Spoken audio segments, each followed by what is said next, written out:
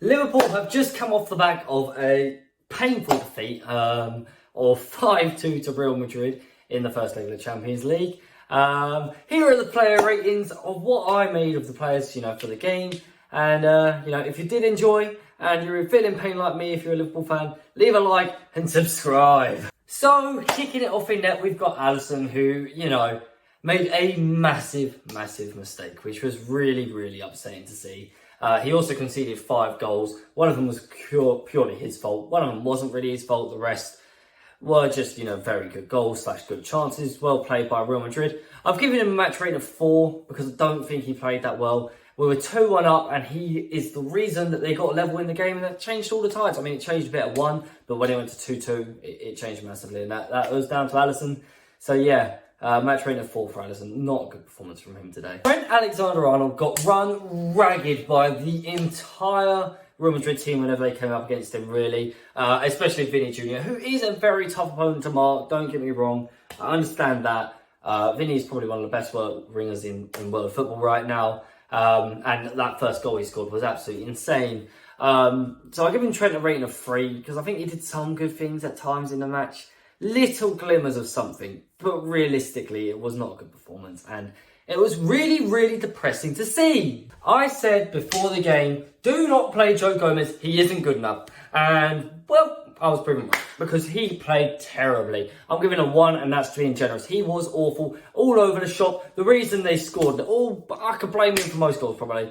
That's a bit harsh, maybe. But I could blame him for the second goal, the third goal, and the fourth goal. So, yeah, Joe Gomez, you literally were one of the big problems in all 3 of the big deciding goals, really. So, well done, mate. You're just dreadful. Please play Matic from now on until Konate comes back, Klopp. Please. I don't think Virgil van Dijk played extremely well either. There was a couple of moments in the first half where he did some decent things, but that was about it. I give him a match rating of 3. I can't really say anything about his game. He wasn't really there half the time, it felt like. You didn't feel his presence too much. He didn't do much at all. Didn't really put any tackles in. Didn't really do anything. It was just, it was terrible. I mean, the whole defence was poor. Let's not lie. It was a terrible defensive performance. It was a terrible midfield performance. And the attack performance started off well and then just went terribly. Andy Robertson, again, a ghost in the game, really. We ghosted, from the 14th minute when we scored our second goal, which was a bit of a lucky goal to get. We just ghosted. There was no one there. It was terrible. It was poor.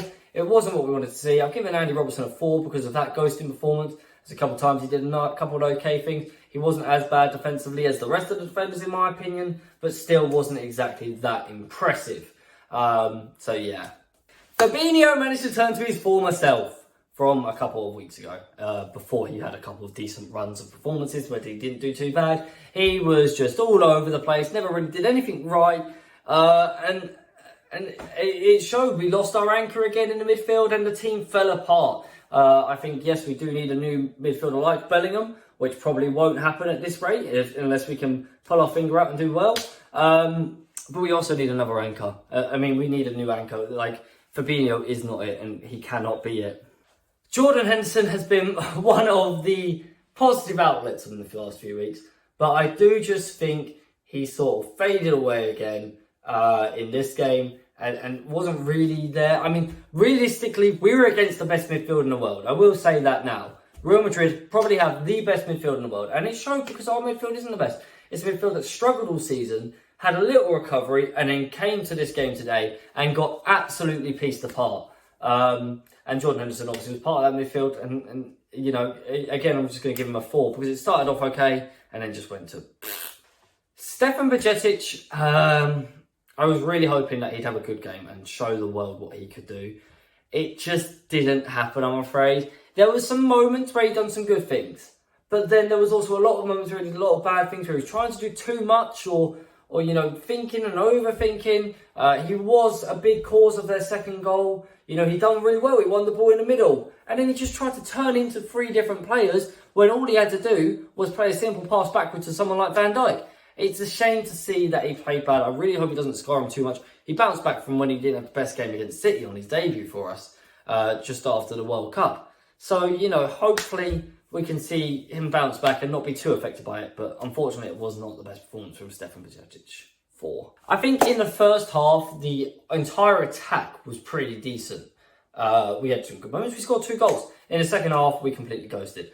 I've given Cody Gakpo a rating of 5. I think, you know, he wasn't the best. He was the worst, to be honest, out of the 3 attackers today, which really upsets me because I love Cody Gakpo. Big fan of him in his early days here. But yeah, I just think it was a shame to see what came from that. And I don't think he really created too much. His passes wasn't perfect. He tried making some good ones, and some good passes were made, but realistically, it just wasn't the best performance from Gakpo today. And like I say, it was a game of 2 halves, and one positive I will take from it is Salah looked a little bit more himself in that first half. He looked like he was back at his sort of upper level, you know. He pounced well for his goal, and the play he put in to put Núñez in for his goal, which was a very good goal as well, was very nice, very good stuff. I do think as soon as David Alaba came off, who he had on ropes, Nacho Fernandes just shut him out of the game. He's a brilliant defender, Nacho Fernandes. He's always gone under the radar, and Salah just couldn't get anything in against him. I think that actually was the moment that changed the game, was Nacho Fernandes coming on for David Alaba. I cannot lie. And speaking about Darwin Núñez, I think he was, again, pretty decent in the first half, done some decent things in the game. Not his best performance, not the most dominant performance. He did try. Questionable penalty. I think the fact that he didn't get looked at by VAR is upsetting. I mean, okay, I can see why it wouldn't be given, but I'd at least like a little bit of a look at someone pushing someone at that height in the air when they're jumping for a header. I don't think it should have gone unmonitored, but that is what it is. But Núñez took a very good goal. It was impressive from him. It was a good start, but overall it dropped off in the end, so I've given him a match rating of 6. I was calling for subs when it was 4-2, I think, maybe even 3-2. I was calling for subs. That was quite early on. And changes. I was calling for changes to the midfield and the defence, not the attack. Because I didn't think the attack was the problem, because it started off so well. But the midfield and defence was getting overrun. I think Klopp's game management was poor, in the fact that he made 2 attacking subs first before changing the defence and the midfield. The attacking subs he made, Firmino and Jota, didn't do anything when they came on, didn't influence the game in any way. So I've just given them match ratings of 5, you know, just below average. Didn't have the best time, obviously, because the midfield wasn't, and defence still wasn't working when they came on. As for the midfield substitutions, I've given Milner a 5 as well. I haven't given a rank to Elliott or Matip because I don't think they were long enough for influence the game. The game had sort of died off. Don't think they did anything massively wrong. I think Elliott got the harshest booking in the world at the end.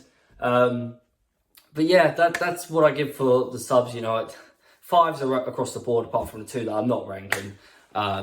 So yeah, overall, it was just a really disappointing game. Like, no one can be happy walking away from 5-2 at the end result from being 2-0 up. We have to realise it is poor in-game management.